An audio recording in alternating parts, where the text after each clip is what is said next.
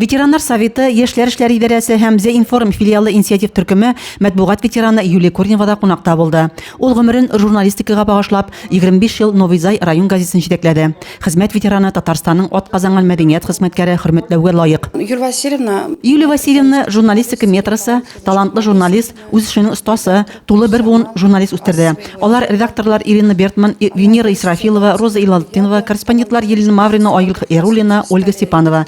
Кыскасы, аның шәкертләре Россия буйлап таралган. Юлия Васильевна Зәй матбугатына зур өлеш кертте.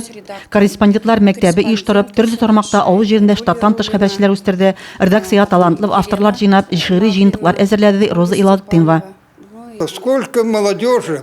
Мәктәпне тәмамлагач, Казан дәүләт университетының журналистика факультетына укырга керә. Журналистик эше кызыклы, мавыктыргыч һәм кирәкле ул ди Геннадий Халиуллин.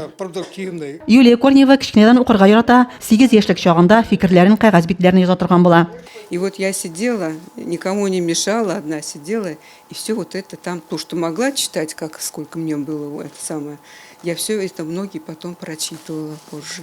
Вот так осталось и пришло к этому. После этого я в школе стала на страничках писать. Мне немножко даже делали замечание какое-то.